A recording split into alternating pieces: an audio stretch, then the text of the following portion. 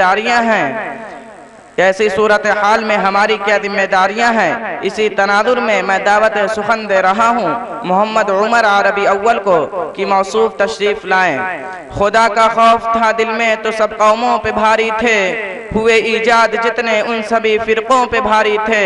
کروڑوں میں ہے لیکن آج کچھ وقت نہیں، وہ تھے بس 313 مگر لاکھوں پہ بھاری تھے۔ نحمده ونصلي على رسوله الكريم، اما بعد۔ جسے سن کر بہار آئے جہان دین و ایمان میں، جسے سن کر بہار آئے جہان دین و ایمان میں، سنانی ہے مجھے دنیا کو پھر وہ داستاں فانی۔ میری زندگی کا مقصد تیرے دین کی سرفرازی، میری زندگی کا مقصد تیرے دین کی سرفرازی، میں اسی لیے مسلمان، میں اسی لیے نمازی۔ محترم و مکرم اساتذہ کرام اور باہر سے تشریف لانے والے مہمانان اعظام اور میرے محترم بزرگوں اور دوستوں، آج کی اس محفل میں اور آج کے اس مبارک جلسے میں میری تقریر کا موضوع دور جدید میں فتنوں کا مقابلہ کیسے کریں۔ بارگاہ عزتی میں دعا کیجئے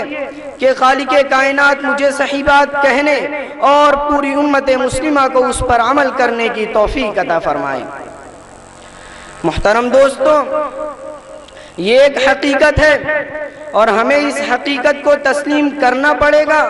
کہ دور جدید فتنوں کا دور ہے، نت نئے فتنے جنم لے رہے ہیں، انسانیت کی تضلیل ہو رہی ہے، شرافت و انسانیت کی دھجیاں اڑائی جا رہی ہیں، لادینیت، لامذہبیت، اباحیت، الحاد و ارتداد اپنی تمام تر رذالتوں کے ساتھ پھیل رہی ہیں۔ اگر ہم یہ کہیں کہ نیا دور نئے فتنے لا رہا ہے، جاہلیت نئے روپ میں ظاہر ہو رہی ہے، حیوانیت نئے جنم لے رہی ہے، درندگی پھر سے بیدار ہو رہی ہے، شرک کی ہزاروں قسمیں نکل آئی ہیں اور طاغوتی طاقتیں نئے نئے فرعونوں کو پیدا کر رہی ہے، مغرب میں اب انا ربکم الاعلی کہنے والوں کی کمی نہیں، صلیبیوں نے پھر سے سر اٹھانا شروع کر دیا ہے اور یوگو سلاویہ میں سربی درندے اور بوسینیا کے حریت پسند مظلوم مسلمانوں پر گھروں کی طرح ٹوٹ پڑے ہیں۔ ہندوستان میں فرقہ واریت کا عفریت مسلمانوں کو نگلنے کی تیاری کر رہا ہے۔ انتہا پسند ہندو اسلام کو بھی خوبن سے اکھاڑ پھینکنے کی فکر میں نت نئے طریقے سوچتے رہتے ہیں، مسلمانوں کو ہلاک و برباد کرنے کی نئی نئی راہیں تلاش کی جا رہی ہیں۔ الغر مشرق سے لے کر مغرب تک، شمال سے لے کر جنوب تک بین الاقوامی پیمانے پر اسلام کے خلاف سازشیں ہیں، فتنے ہیں، اسلام سوز، ایمان سوز، انسانیت سوز فتنے ابھر رہے ہیں۔ مادیت، الحاد، قوم پرستی، وطنیت، قبائلی، علاقائی فتنے جنم لے رہے ہیں اور نہ جانے کتنے فتنے اس وقت جہنم کے شعلے کے مانند بھڑک رہے ہیں جو پورے اسلامی ملکوں کو جلا کر خاک کر دینا چاہتے ہیں اور صحابہ کرام مجاہدین اسلام اور ائمہ اعظام کے کارناموں پر پانی پھیر دینا چاہتے ہیں۔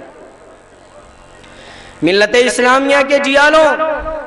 ان فتنوں کا مقابلہ کرنے کے لیے، ان شورشوں کو دبانے کے لیے، ان ہنگاموں کو ختم کرنے کے لیے ایسے باکمال افراد کی ضرورت ہے جن کے عزم و حوصلہ کے سامنے چٹانیں ریزہ ریزہ ہو جائیں، جن کی عظمتوں کے سامنے ہمالیہ سر نگوں ہو جائے، جن کے ایمانی جذبات کے آگے باطل افکار و نظریات دب جائیں، جن کے یقین و اعتماد، صلاح و تقوی، توکل و استغنا کی گواہی خود مخالفین دینے لگے، معاندین دینے لگے۔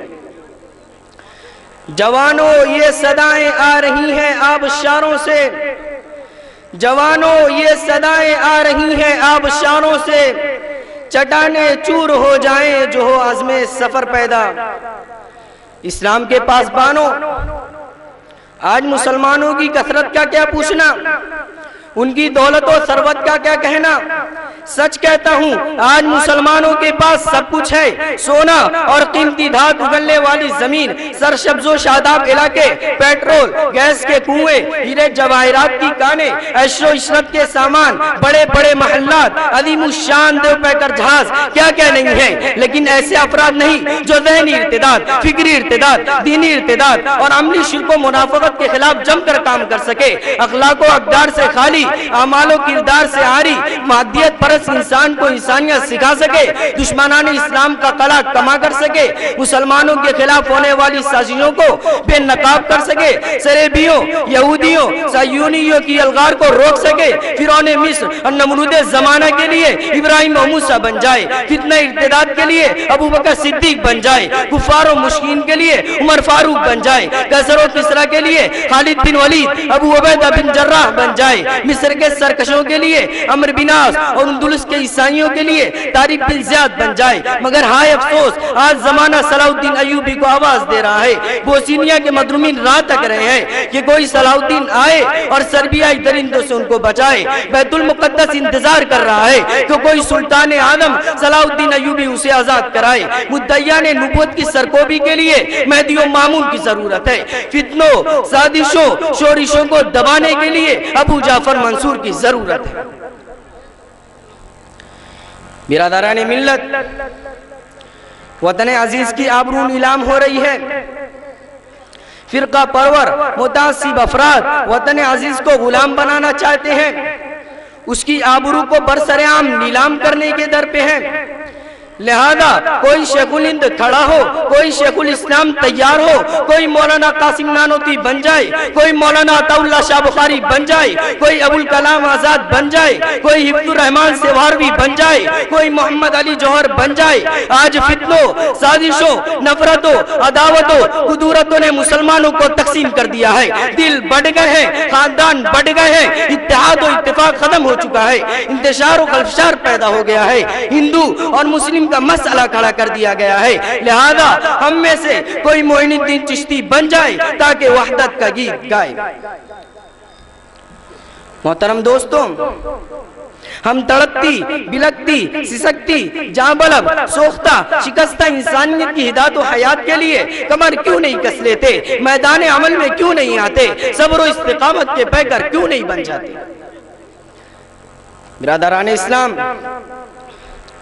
آج کے فتنوں کو دیکھتے ہوئے،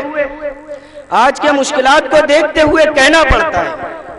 کہ اصلاح عالم کا حق وہی لوگ ادا کر سکتے ہیں جن کے اندر روح بلالی کار فرما ہے، شان فاروقی کار فرما ہے، عزم حیدری کار فرما ہے، استقامت صدیقی کار فرما ہے، جذبہ ایوبی کار فرما ہے۔ آج زمانہ نمرودوں کو سبق سکھانے کے لیے ابراہیم کی تلاش میں ہے، فرعونوں کی ہلاکت کے لیے موسیٰ کی جستجو میں ہے۔ لہذا ہم اپنے اندر وہی شان پیدا کریں، وہی آن پیدا کریں، وہی ایمان و توحید پیدا کریں، وہی یقین پیدا کریں، وہی توکل پیدا کریں، وہی عزم پیدا کریں، وہی حوصلہ پیدا کریں، وہی ولولہ، وہی جوش، وہی ہوش پیدا کریں، وہی امنگ، وہی رغبت پیدا کریں، وہی خواہش پیدا کریں جو صحابہ کی صفت تھی، مجاہدین اسلام کی صفت تھی۔ ہم پیکر اخلاق بن جائیں، خوگر عمل بن جائیں، جبل استقامت بن جائیں، اشداء علی الکفار بن جائیں، رحماء بینہم بن جائیں، پھر پرچم اسلام لہراتے ہوئے، ترانہ توحید گنگناتے ہوئے دنیا کے گوشے گوشے میں پھیل جائیں۔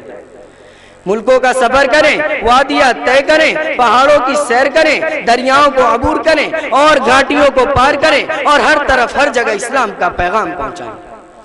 انسانیت کو ہلاکت سے بچائیں، دشمنان اسلام کی فتنہ انگیزیوں کے خلاف تحریک چھیڑ دیں، نفرت بھڑکتے شعلوں کو محبت و اخلاق کے آب حیات سے بجھا دیں، قدورتوں اور عداوتوں کو پیار و الفت کے ترانوں سے مٹا دیں اور فتنہ پروروں کی تمام سازشوں کو بے نقاب کر دیں۔ یہی اسلام کا مطالبہ ہے، یہی قرآن کا تقاضا ہے اور یہی میری استدعا ہے۔ اٹھی ہے دل سے صدائے فطرت کہ تجھ پہ جانو جگر مٹاؤں، اٹھی ہے دل سے صدائے فطرت کہ تجھ پہ جانو جگر مٹاؤں، یہی تمنا میری ہے یا رب تجھی پہ سب کچھ میرا لوٹاؤں، میری عبادت میری ریاضت عطا ہے تیری اے میرے مولا، میری عبادت میری ریاضت عطا ہے تیری اے میرے مولا، کمال میرا نہیں ہے کچھ بھی تو شان اپنی میں کیا جتاؤں۔ وآخر دعوانا الحمدللہ رب العالمین، السلام علیکم۔